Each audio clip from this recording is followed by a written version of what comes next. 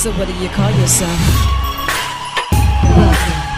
Welcome to the Latangela Show. Hey. Hey, what can I do for you this fine day? This is your destiny. Hot, hot, hot. Right now. Welcome to the Latangela Show. Kick it. Come on in and enjoy yourself. Right now. We gon' party like no one else. Welcome to the Latangela Show. Look. As long as I'm not in the air, I'm good. Here you go. Can you hear me now? Can you hear me now? My mic sounds nice. What about yours? Hello? You want to start this off by singing your favorite song? These are a few of my favorite things. I love it. I didn't think he would. Maybe it's the coffee. It's him. Well, that's even better. Welcome to another episode of the Latangela Show podcast. You know, I am the queen of random research. Did you know news briefs and I've got questions that need answers. And today in the hot seat on the tan line for the first time. So please lock the doors and make sure he does not attempt to run away. Please, security, lock the doors. Sushil Kumar, how are you? I'm absolutely fantabulous. I love it. You know, you have been busy, and 'tis the season. Things are really about to start warming up for you. Right now, you are here in the capacity of being the Public Information Officer on behalf of SBA. Now, with that, the Office of Disaster Recovery and Resilience, you got a lot that's going on. Dear Louisiana. Tell me a little bit about the role and some of the responsibilities that you have.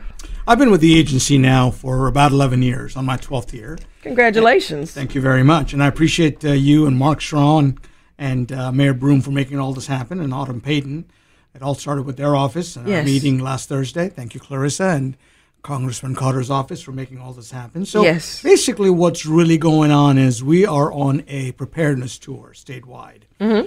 In Louisiana and in other Gulf states. It's not a matter of if, but when. Oh, man, you can say that again. Because one thing is for sure, we can wait on this weather. We can act as if it doesn't happen every single year. But if we're behind the 8 ball, things get really complicated. You know, we don't think about what we should think about until the blue tarps are there. And it's a ball of confusion. So knowing that right now we're doing our preparedness tour, we need to know what are some of the things that we're bracing ourselves for to even get prepared. Correct. So basically, toward that end, as an individual, as a renter, as a business owner, or even a private nonprofit, those are the 4 areas that we are responsible for providing aid post-disaster. Okay. And disaster declarations come in the form of the ones where Louisiana's heard of FEMA. And so FEMA declared disaster, if you will. Then we have our own agency declared, which is SBA under its own authority. Right. So my job is to let the constituents know, individuals like homeowners and renters and business owners, certain best practices about what to do to prepare. Not if, but when. Right. And then, God forbid something does happen, you know what steps to take to apply with our program to get the assistance that you need. Absolutely. And knowing all of the hard work and dedication that you and your team, you've been putting in, this isn't something that you just kind of grab out of the air. There's this big pamphlet. And when I say a pamphlet, it has a checklist for before the flood, a checklist for after the flood. You're covering things to help us assess our risk, from hurricanes to earthquakes to wildfires, tornadoes, floods, you name it. If it's a disaster, we have the preparedness kit available. Now, when we start asking these questions, how soon is too soon to start going over our checklist? You know, it depends on the individual. There are some who are extreme type A that want to be prepared every step of the way. That's me. Fair enough. So basically, you probably carry around a certain amount of dollars in cash because everyone knows that after a disaster, power is gone. Right. Credit cards, debit cards, all our convenient measures are all gone, so you need to have cash. I'm sure you also carry a little bag with goodies, your unperishable food, water. See, the problem is I snack on those beforehand. So I always kind of have to re-up my stash. Exactly. But yeah, you're right. But you have a bag, right? You have a bag of change of clothes. You have sneakers. You have batteries. You have a ham radio, perhaps, or regular radio to listen to. And those are the things that you want to keep handy as a individual. Right. As a business owner, you might want to have a checklist of your employees key employees that'll handle key considerations. For example, when your checks are coming in, Right. you want to practice your speech, your communications mindset of, hey, vendors, I'm going to send you a check. If we have a disaster, I'll be sending you a check before I leave, or I'll be sending you a check after we come back. Yeah. Or whatever your communication happens to be. You might have somebody out of the region. For example, if you think Baton Rouge is going to be in harm's way, perhaps you have somebody from Lafayette be your communications person, or in Shreveport. Yeah. So on and so forth. I mean, those are the best practices of having a communication strategy before, and then when disaster strikes, storms strike, those people know what they need to do. Absolutely. If you're an individual, you know what to do, because all you got to do is refresh, go to the store, get candy, get canned food, so on and so forth. So it's good to practice. It is. And, I know with your role, you have to think it forward. But even as the rush begins to come in for the offices and you have to handle all of the cases, what are the things that typically land on your doorstep after the fact? What are the programs that's available? So basically, let me answer that question a little bit more intellectually, if I could. So in a presidential declaration, let me give you the steps that's involved. Okay. The local parish emergency manager will reach out to GOHSEP, the Governor's Office of Homeland Security and Preparedness, and let them know that their parish has suffered damages of X amount. Okay? And they'll identify structures, they'll mention the threshold, and then they'll ask FEMA, the SBA, and somebody from the state will accompany to figure out what those damages are. And if it meets a threshold of FEMA, every parish has a threshold, then the governor is able to request aid from the federal government. Okay. At that time, FEMA then asks the state whether they want individual assistance also, and the SBA is able to piggyback off of that declaration. So we then come together with FEMA.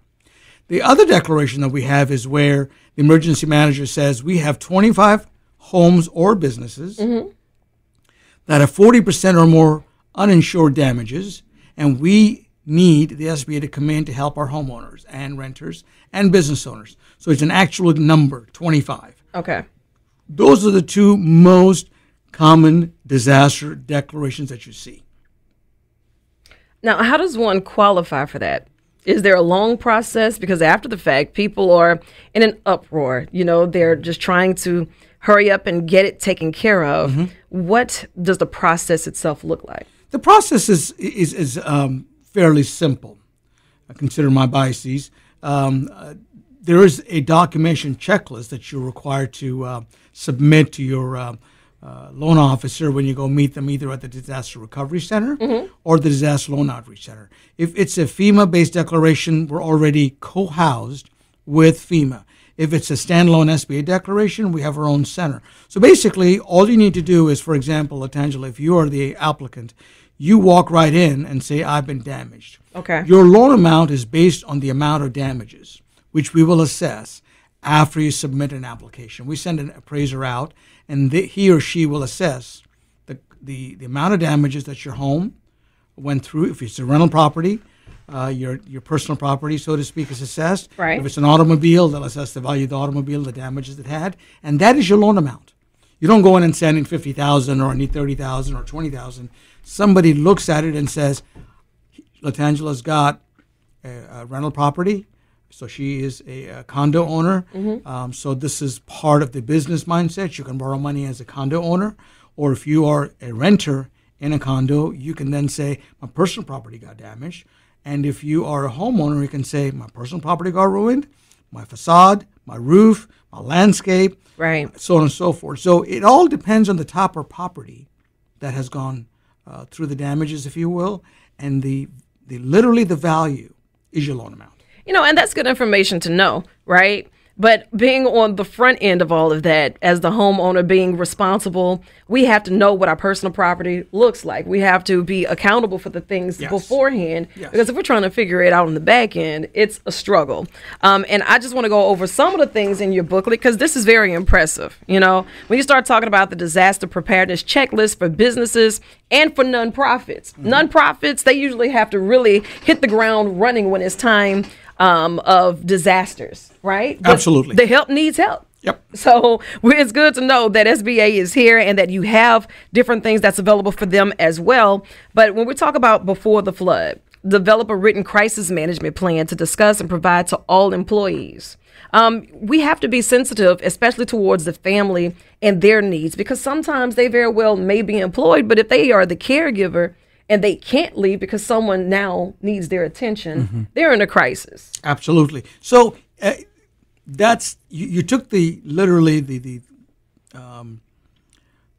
what's the expression? You took the punch out of my thunder, if you will, because each organization is so different. Yeah. What a nonprofit caregiver would have in place would be different than a dry cleaner, would be different from a automobile mechanic shop, would be different from a doctor's office. Right. So absolutely, that's where you assess your risk, you figure out what your game plan happens to be, and most importantly, make sure your employees are part of that decision making.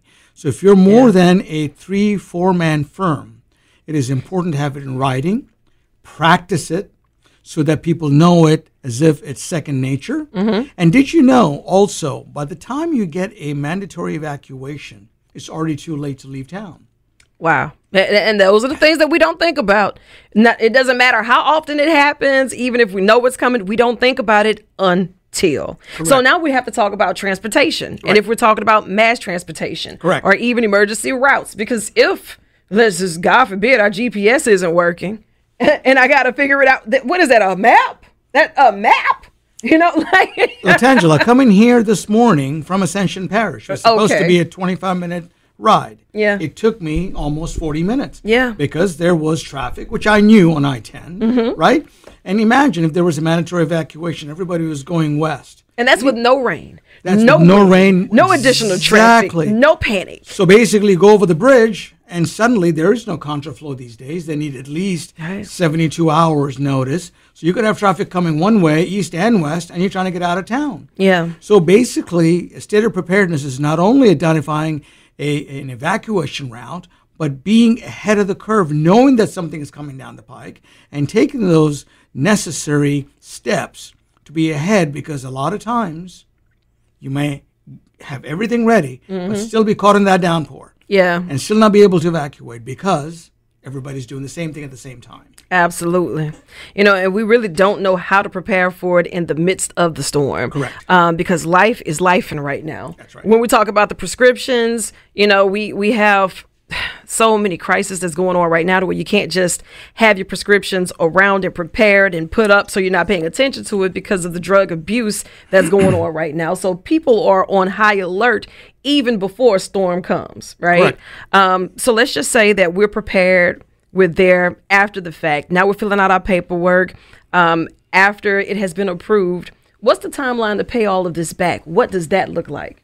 So basically, let me answer the question in terms of the payback time frame. The maximum time frame is 30 years. Okay. Interest rates are fixed. Hypothetically, if there was a disaster declaration today, the interest rate for a homeowner or renter would be 2.375%. Okay. Okay, that's fixed 2.375%. The average credit card fixed interest rate right now is 19.8. So when people are telling me that they can't afford a small loan from the SBA to get back on their feet, my question is, you're affording 19.8%. Yeah. So there should be a way for us to figure it out.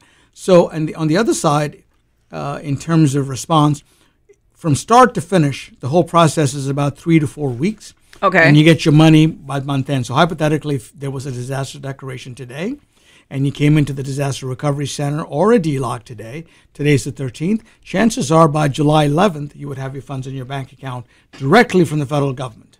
Okay. Directly, because unlike other SBA products like 504 loans for businesses, 7A loans for businesses, where the bank is the one issuing you the money and it's guaranteed by the SBA, this is directly from the Treasury. Okay, that's good to know. You Key know, difference. a lot of families, they probably are already stretched when it comes to finances, right? And needing the help, but afraid to receive the help because I don't know what that looks like. That's a conversation that we typically don't have until after the fact or until it's facing us. So I'm really appreciative that you all take time out of your schedule, not just to put these programs together, but to have the tour, to be able to enlighten the listeners and the viewers, to put us in the know beforehand. And I appreciate you giving us the audience and the platform and the forum, because ultimately, if you're prepared during blue skies, even if you're able to retain one factoid out of our discussion, that is 80% of our loan portfolio is to renters and homeowners. Even though the name is Small Business Administration, we help homeowners and renters. We are the program for the uninsured and the underinsured. What happens is, if and when we have a disaster declaration in the state of Louisiana, we can always refresh your memory. But at least you know, when you hear the word small business, you don't say, I'm not a business, I'm not going to bother. You know that you have a reason to come to us, because short of disaster, short of a insurance policy, which is the first line of defense in disasters, the largest source of funds is the SBA. You know, and when you say uninsured and underinsured, is there a way that we would be able to call and possibly ask for a little guidance in that? You know, maybe people need to educate themselves to see if they're properly insured beforehand. Correct. So basically, I would have every single, so let me start off by backing up a tad bit. Every person that has insurance is underinsured by definition. Okay. Because deductibles, loss of use, depreciation are commonly used terms. Have you ever heard of an insurance company that will pay you, let's say you have coverage for $100,000 on your home. Have you ever heard of an insurance company making you whole, dollar for dollar? No. They have deductibles. So you'll get an $80,000 check or an $85,000 check. So by definition, if you are an insured, register with FEMA in a presidential declaration and then apply with the SBA. The uninsured portion is very straightforward. You don't have any insurance, period. So you can call our phone number, 1-800-659-2955 for questions. Right? Got it. That's 800-659-2955. 2955. Making sure my pen didn't stop working. I got you. So you could call and ask questions, right? They'll ask for somebody that you want to talk to, and they'll walk you through, right? But most importantly, right now, take out your insurance policy. And the very first thing you look at is your exclusions on your policy. Okay. What does it not cover?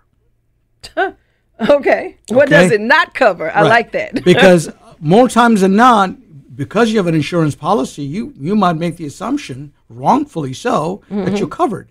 And then by the time the storm is here and it hits, the agent says, you're not covered. But then you just went from having insurance policy to, I'm not insured. Right. In the areas that you need it the most. Exactly. When you need it the most. Who knew? Who knew? So start, as my good friend Ron Henderson, as the Deputy Commissioner of Insurance here in Baton Rouge says, take a look at your deck page. Okay. Secondly, first look at your exclusions, what it doesn't pay. Then look at what it does. If you have questions, talk to your agent now. Yeah, now address your shortfalls now.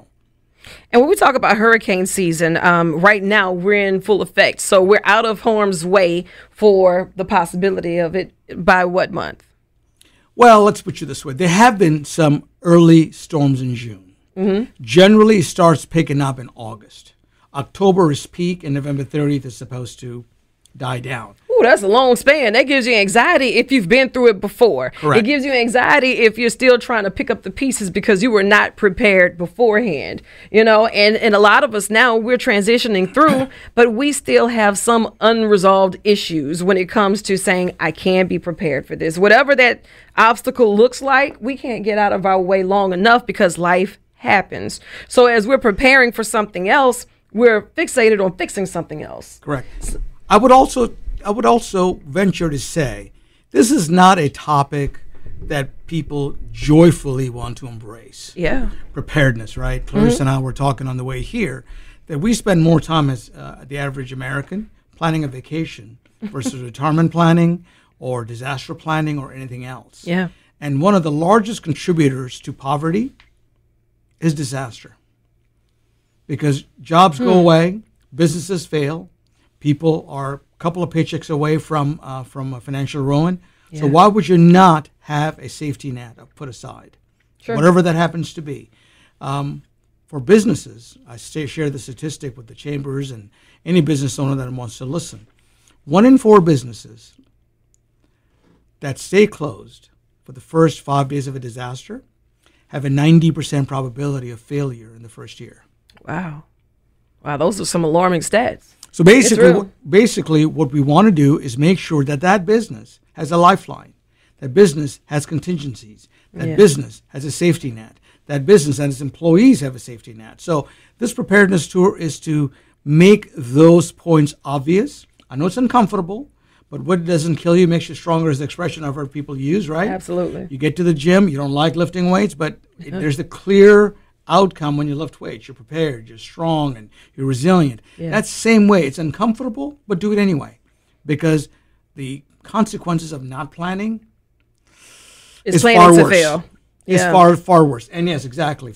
Failure to plan, you're planning to fail. Absolutely. And I know that you've been in this position for nearly 12 years, right? What has been one of the biggest tasks for you? You know, one of those things that you're faced with and you're excited about getting the information out. You're excited to help, but you look at it in black and white on paper and you're thinking, whoo, this is going to be a doozy. What does that look like for you? The inertia that us human beings exercise. Nah, it's not going to happen to me. Nah, that's somebody else's problem. Okay. And then folks not wanting to take the necessary steps, even though they know. Yeah. Or another way of phrasing it is being penny wise and pound foolish. I'm going to cut my nose to spite my face. Yes. So those 3 variables in various ways tends to be my biggest challenge. Because as the expression goes, you can bring the horse to the water, but you can't make it drink. Right. So my challenge as a human being is to have the right set of skill set, patience, compassion, and knowledge to balance the needs of the community. Yeah. There are times you need to do this. Yeah. Other times it's more like you may want to consider this. And to nurture those relationships too, because we don't typically trust people after the fact because we think everybody's trying to get over all the time. So you're coming in the spirit of excellence and trying to help, but we're sitting here now like, I don't know, sounds too good to be true. Absolutely correct. And, brings me to one of my experiences that I had in one of the Midwest states. So anything west of the Mississippi is our territory. Alaska, Hawaii, Guam. We've got a team down in Guam. So you stay busy. We stay busy. I've never been outside the continental United States, but Region 6, which is New Mexico, Oklahoma, Arkansas, Louisiana, and Texas, is my region most of the time. So it keeps me quite busy. In one of the Midwestern states, late last year, we were there for our response efforts, and I had one state senator ask me if we got commission on our loan products. And that somehow he hadn't heard anything about a federal agency such as the SBA.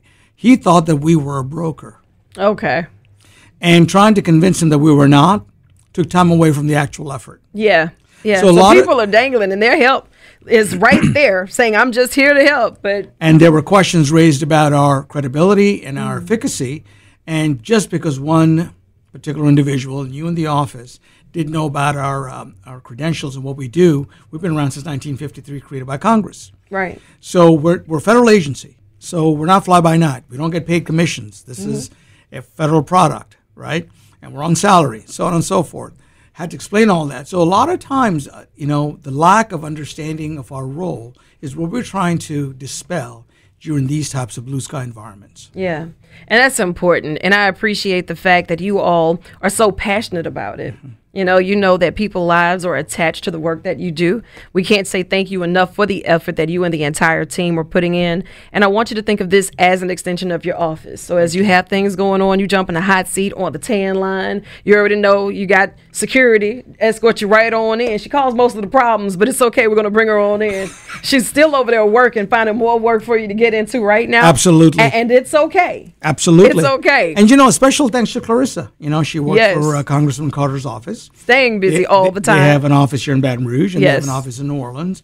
I've got great relationships with his office. And that's because we share a common passion of serving people. Yeah. I was a banker for 30 years prior to coming over to the SBA. Big change for you? The change is not in serving people, but the type of people. In commercial banking, you're serving well-to-do customers. You're servicing from cradle to grave. So you're taking care of a startup, and you're taking care of a mature company. You're taking care of everything in between. There, it's more transactional. Even though I was very good at relationship, most of it was transactional. Okay. Right? I want to buy a building. I want a line of credit. I want surety bonds. I want to expand my business, so on and so forth. I want a car, so on and so forth. So the satisfaction of serving that segment of society was terrific. Okay. But this particular job here, I'm serving the needs of the many, an entire community, Yeah. people's lives. That's the material impact. And that's what keeps me up at night. And that's what I'm able to go to bed at night, knowing fully well that there's always a need. There's always information gap out there. I had to explain to someone a couple of days ago the difference between FEMA and SBA. Okay. And you know what? I'm glad that you mentioned that, because people typically wouldn't just say there is a difference or we don't know how to differentiate. So break that down for me. So the Federal Emergency Management Agency is the lead agency when the state requests a presidential disaster. The definition of a presidential disaster is when FEMA is involved, because the capacity of the state to bear the losses and help the community is far greater than what they're able to afford. Right. They can't handle it themselves. So they need federal partners, correct. Gotcha. So FEMA is very much a grants-based program on the individual side. There is an individual side and there's a public assistance side. Okay. The public assistance side is meant for municipalities, roads and bridges, infrastructure, communications, things along those lines. Okay. The individual assistance side, which I'm involved in with them, is a grant-based decision making.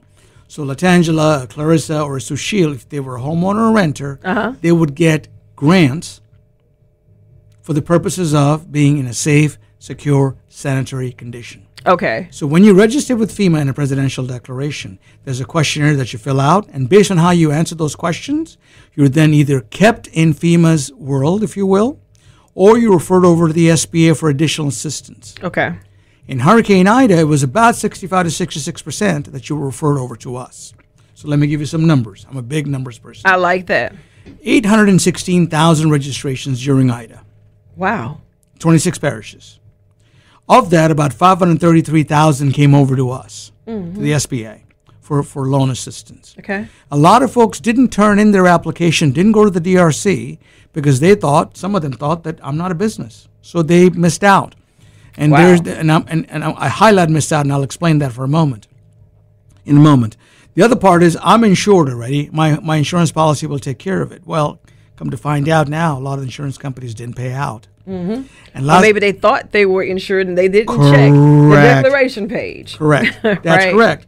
Or what else was it? You said exclusions. Exclusions. Thanks, Clarissa Pop Quiz. So 300. So out of that 533,000 applications that came over to us, give or take about 250, 300,000 people did apply. And we've got $1.3 billion in loans right now to homeowners, renters, and business owners. Okay. Here's the catch.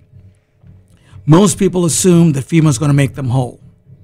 Right. The average grant is about $5,000. Now, $5,000 will make you whole. Thank God for the sheer shortage of damages that you had. Yeah. But last time I checked, $5,000 doesn't do much. It's not going to get you too far. Grants were never intended to make the community whole. It was a combination of grants and SBA. So It's a tie over. So it assists you to getting to the next level until we can at least give you a level of comfort to make sure that we can provide you with a tarp, provide you with some meals, provide you with a livable situation until. correct. So not everyone gets a hotel. Now, not everyone is denied a hotel. So check with FEMA for your considerations. But if you are referred over to the SBA and you take no action, guess what? The recovery process stops right there. Oh, wow. Because it's not like you just come in and enforce it on anyone. So if they Correct. don't fill out the application, but how long of a time span do they have to fill out that application? Usually 60 days. There's a declaration Okay. period. So the day the declaration comes out, let's say it's today, you have 60 days from today. So that'll go into the month of August 12th, hypothetically. You would have that time frame to fill out your application with the SBA. And here's the other critical part. If you or Clarissa want to apply and you basically have hesitations because you don't qualify for a loan, you think you don't qualify for a loan, Right. go ahead and do it anyway. Now, does this factor in with our credit scores or anything like It that does. at all? What does that look like? It basically means that if you pay your bills on time on average, Okay. chances are you'll get a loan from the SBA. Okay. Don't hold me to it. It doesn't mean 100%. It just means that chances are. Chances are, But if you'll never know unless if you apply. don't fill out the application. Correct. And if you are turned down, guess what happens? We put you back with FEMA. Okay. So step 2, which is applying with the SBA, is necessary for you to continue getting other forms of grant assistance. That's good. So all those people that say, I don't want an SBA loan, well, make it a self-fulfilling prophecy. If you don't qualify, we'll let you know. Okay. Because here's what happens. When other grants-based agencies come into town after we leave as part of long-term recovery, first question they'll ask us, Angela, is, did you apply with the SBA? No, I didn't. They can't help you. Right. Because now they have nothing to weigh it against or to even assess what it is that you need. Wow. That's Right? good to know. So basically, if you want additional grant assistance, apply with us anyway. Yeah. Get turned down. Yeah. I mean, but even now, when you say it's not just for businesses, yes, the SBA itself very well could turn people away if they're a renter, if they're a homeowner, and they're Correct. thinking, I'm not a business. That already eliminates a lot. The masses do not know, or it's just not top of mind. So that's Right. good to know. So that's the other part we want to make sure that they do. We're not giving away money. We're expecting you to pay it back. Right. And We- 60 days after the fact, after the declaration has been made. So don't come by 6 months later saying, hey, I was just in the neighborhood. I want to fill this out. What can you do for me? And Congressman Carter's office was absolutely instrumental in spearheading what he affectionately calls curbside. So last year we had a curbside offering up and down his constituency, and a lot of folks were able to apply for IDA despite the deadline having passed. We're not publicizing it loudly. Yeah. But on a case-by-case basis, we did evaluate their hardship circumstances. Yeah, because sometimes the hardships will last longer. That's I mean, correct. have you seen Louisiana after some of these Good God. disasters? You Correct. know, and the help, like we mentioned, need help. So we have to give our systems enough time to kick in. I'm from Louisiana. I immigrated from India in 1981. I did a year of high school in Metairie and 4 years at Tulane. My daughter was born in Osher in New Orleans. So I'm a Houdat. Yeah. I believe black and gold. Yes. I'm a Fleur de Lis. My brother-in-law works for LSU. My sister is a practicing CPA in Shreveport. My parents live in in Shreveport too. Yeah. I got family and friends all over Louisiana. So for me, not that other states are less important. My home is Louisiana. Louisiana. Yeah. Right. And it's not uncommon for me to wear my Saints hat and go to the airport. It's not uncommon that I wear my my Saints jacket all over town. So Louisiana is very, very much a part of my fabric. That's awesome to know. And it's like you're not a stranger to the land. You understand the mentality as of what holds us back from getting the help or what stops us from being prepared. Some of the obstacles that we face from these different regions, because even in Louisiana, Baton Rouge is a lot different than New Orleans. New Orleans is a lot different than Shreveport. Shreveport is a lot different than Alexandria and Monroe and so on and so on. So you have to have that level of sensitivity to say, okay, this is what we need to do in order to get the information out because it looks a little different in this area. And financial literacy, along with awareness, along with communication, those three pillars is what I believe needs to be inculcated on a daily basis. Right. And that's why folks like yourself, the mayor of Baton Rouge, Mayor Broom, and Mark Armstrong, and Autumn Payton, and all those people have been so kind enough to offer a platform. Because without a platform and a megaphone, getting a hold of the masses before disaster is extremely hard. So a special tribute and thanks to all of you making this possible, because without your advocacy, in my line of thinking, there's only two positions that you have in disaster, either advocate or an applicant. Yes. Yeah. Right? And sometimes they're interchangeable. You could be an advocate and an applicant, unfortunately, or you could be one or the other. So I appreciate your assistance in getting this important message out now and on a consistent basis. Yes. Because who knows? And I expect you to come back at least, well, I would say once a month, but once a quarter, whatever. I don't want to be too, demanding, but I need you back. I need you to come back. No problems at all. You know, and also I want you to log on today, latangela.com. We'll have all the information as of how you can learn more. SBA.gov/prepare. SBA.gov/prepare. We're going to make that happen. You know, Sushil Kumar is in the hot seat on the tan line. He has been nothing less than amazing in getting this information out. And Clarissa is still giving him more work to do. What you got? Yeah, so the other thing that we want to talk about is the Congressman's office has a community resource fair. Okay, wait a minute. It's a field trip? Where we going? Community Resource Fair. This is taking place June 21st.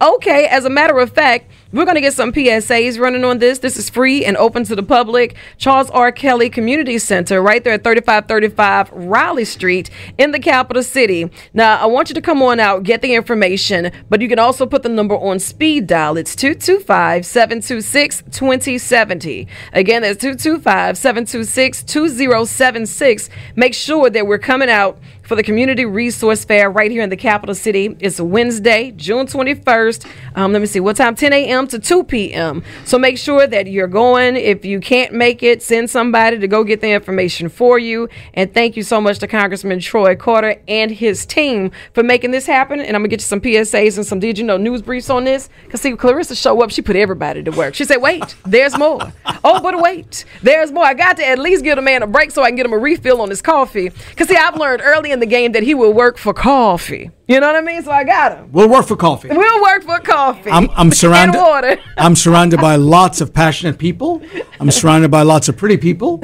I'm surrounded by a desire to serve the needs of the many. Absolutely. So count me in for coffee, water, and maybe some soul food.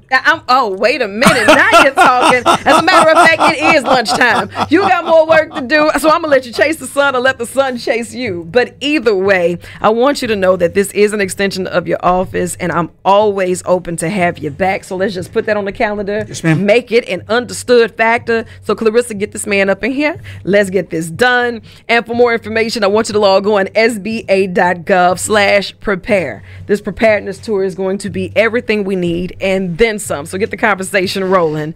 Any last words or any other contact information you would like to leave? I would love to find out if you're able to post this on your Cumulus Radio website or your website. Absolutely. This way everyone's aware. I'll send you this information electronically so Thank you can you. upload it.